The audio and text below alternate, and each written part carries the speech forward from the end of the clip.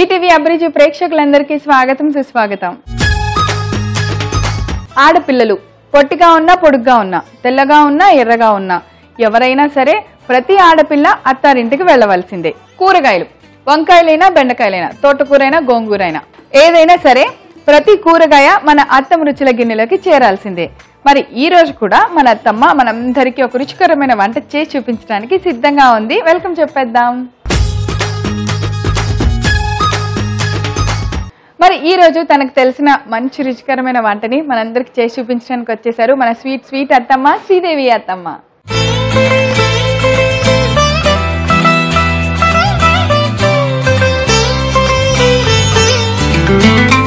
Hi Sridevi అత్తమ్మ. Hi వీణా, ఎలా ఉన్నారు? చాలా బాగున్నాను. అవునా?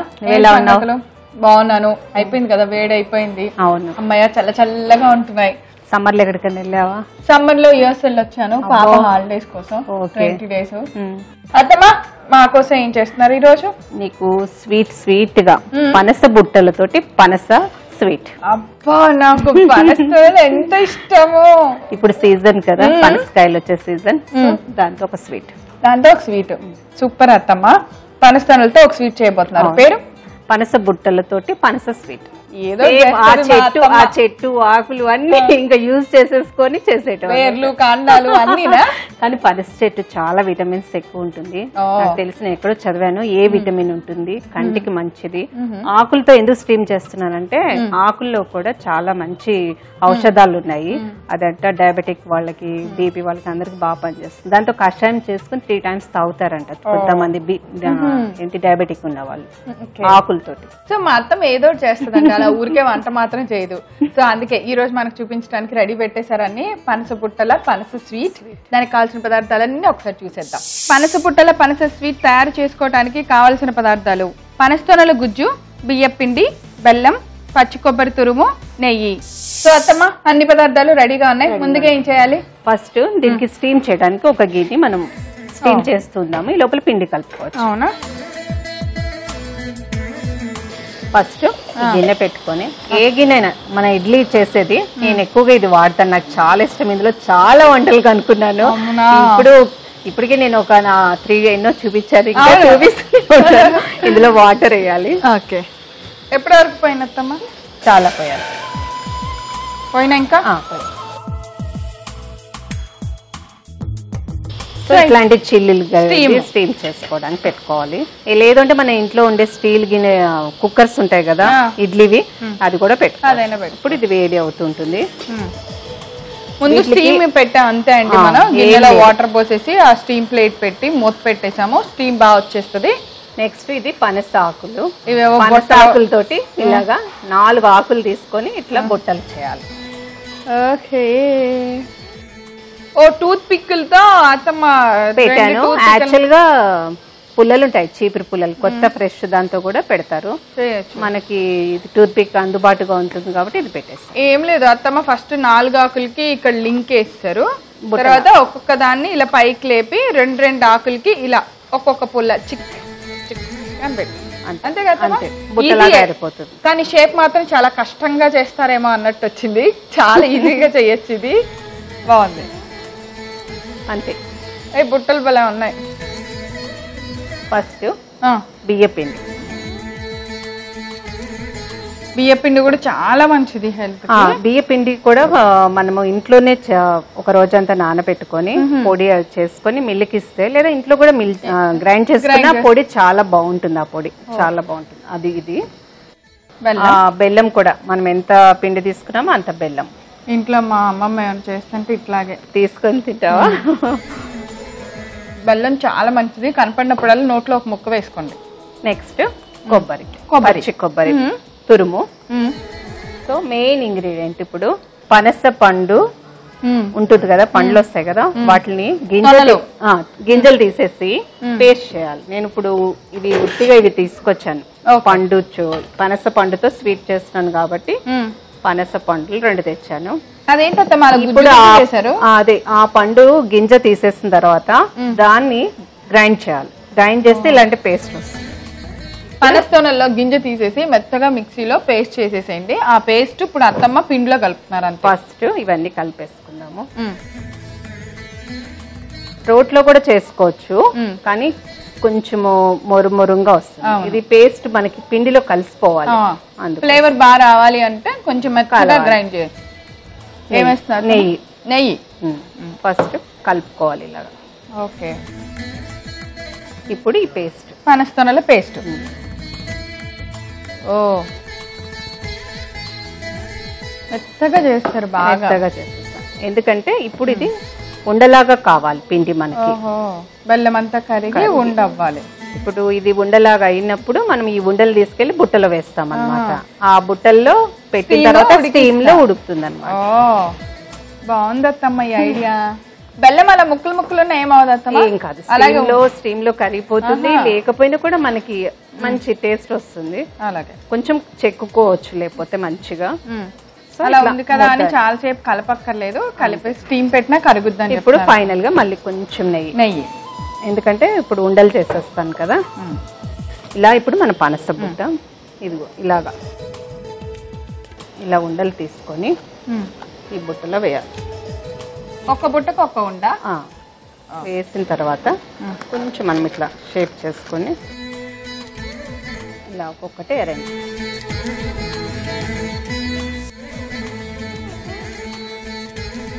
నేను మూసేస్తా, ఇవ్వండి అక్క.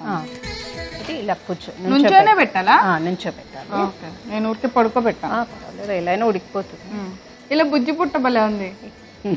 చిన్న ఆకులు తీసుకుంటే అన్ని చిన్న చిన్న పుట్ట. అత్తమ్మ ఒకవేళ ఇప్పుడు పనస ఆకులు మాకు దొరకలేదు అనుకో, మేము బుట్ట దేంతో చేయాలి? అప్పుడు అరిటాకు ఉంటుంది కదా. అవును, అరిటాకుని కూడా ఇలాగా రౌండ్ గా కోన్ షేప్ లో చేసేసుకొని స్టీమ్. ఇలా కోన్ చేయొచ్చు. కానీ అరిటాకు కూడా ఒక ప్రాసెస్ ఉంది, ఎట్లా పడితే అట్లా అది కూడా ఆకు మనకి షేప్ రాదు. సో దాన్ని ఇలా మడత ఇచ్చేమో. లేదు లేదు, దానికి గ్యాస్ మీద ఆకుని కొంచెం లైట్ గా ఇచ్చేయాలి, చేస్తే అప్పుడు ఫోల్డింగ్ అవుతుంది. సో త్వరలో దాని అరిటాకుతో కూడా మన ఆకులు స్పెషల్ చేసుకుంటే ఎలా ఉంటుంది? శ్రీదేవి అత్తమ్మ ఆకుల స్పెషల్. అయ్యో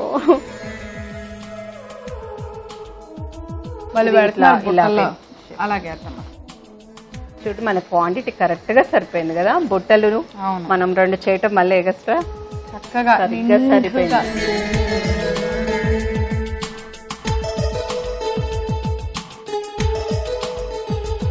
అదనమాట సంగతి. ఇప్పుడు మూత పెట్టాను అత్తమ్మ. మూత పెట్టేయాలి, కాలుతుంది. మూత పెట్టేసి స్టీమ్ ఇప్పుడు 15-20 మినిట్స్ దాకా ఇది ఉడకాలి. 15-20 మినిట్స్ ఉడకాలి. అంతే, ఇంకా అయిపోయింది డిష్. చూద్దామా? చూద్దాం. మేము కూడా రెడీ. ఓకే, గ్యాస్ బంద్ చేద్దామా? మీరు తెచ్చిన పనస ఆకుల్ని ప్లేట్లో ఇలా పెట్టి మేము కూడా డెకరేట్ చేసాం. చాలా బాగుంది. చూసావా, నేను ఇలా చెప్పారా, నీకు ఎన్ని ఐడియాస్ వచ్చేస్తున్నాయి కదా. మీరు వేరు కాండం ఎక్కడ వాడతారా అని భయం వేసి నేను ఆకులు పెట్టి ఇంకా చెట్టు తీసుకురాలేదు కదా. అది ఈ జోక్ బాగుంది. సో ఇప్పుడు ఒక్కొక్క బుట్ట తీసి మనము. ఓకే,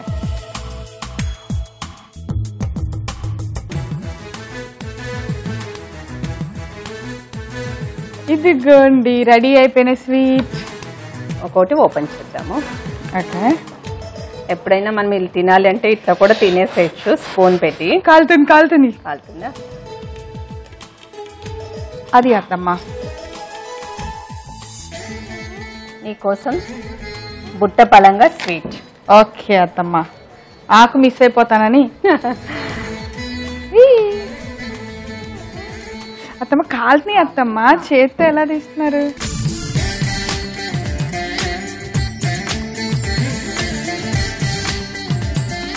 పనస తొనలతోటి పనస స్వీట్ రెడీ. వీణా, టేస్ట్ చూసి ఎలా ఉందో చెప్పు. తప్పకుండా అత్తమ్మ, ఇంత వెరైటీగా చేసిన స్వీట్ ఎప్పుడెప్పుడు టేస్ట్ చేస్తారా అని ఉంది. నా కోసం స్పెషల్ గా ఆకుల్లోనే ఉంచిన ఈ స్వీట్ చేద్దాం. స్టీమ్ కదా, చాలా వేడి ఉంటుంది.